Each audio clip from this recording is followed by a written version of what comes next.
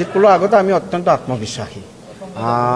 আমাৰ আজি প্ৰশিক্ষণবৰ্গ হৈ আছে, তাত সদায় এটা কথা কোৱা হৈছে যে পাৰ্টি যি সদায় সংগঠনৰ আধাৰিত, সংগঠনৰ কাৰ্যকৰ্তা আধাৰিত আৰু কাৰ্যকৰ্তা আইডিঅলজি আধাৰিত। গতিকে আমাৰ পাৰ্টিয়ে আমি এই বিষয়ত আমি আগৰ পৰাই কাম কৰি আছোঁ। 2016 চনত আমাৰ চৰকাৰ হোৱাৰ দিনাখনৰ পৰাই আমি ৰাজনৈতিকভাৱে সাংগঠনিকভাৱে কাম কৰি আছোঁ আৰু এক্সিট পোল হোৱাৰ বহু আগৰ পৰাই আমি অত্যন্ত আত্মবিশ্বাসী আৰু আমি সদায় কৈ আহিছোঁ যে সৰ্বকালৰ ৰাজনৈতিক অভিলেখ হয়তো ভংগ কৰি এবাৰ অসমত আমি চৰকাৰ গঠন কৰিম আৰু এই ক্ষেত্ৰত আমাৰ কোনো ধৰণৰ সন্দেহ নাই।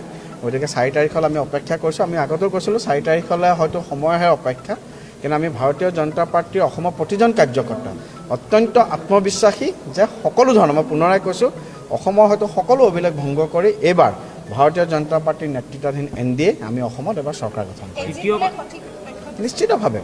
নিশ্চিতভাৱে মই পুনৰাই কৈছোঁ যে এক্সিট পোল হোৱাৰ বহু আগতে আমিতো প্ৰত্যেকজন কাৰ্যকৰ্তা আমি আত্মবিশ্বাসী আছিলোঁ। প্ৰত্যেকজন কাৰ্যকৰ্তা আমি আত্মবিশ্বাসী, কাৰণ আমি কাম কৰিছোঁ। আজি আমাৰ প্ৰায় 31,484টা বুথত ভাৰতীয় জনতা পাৰ্টী আমি পৃষ্ঠা প্ৰমুখলৈ নিযুক্তি দিছোঁ।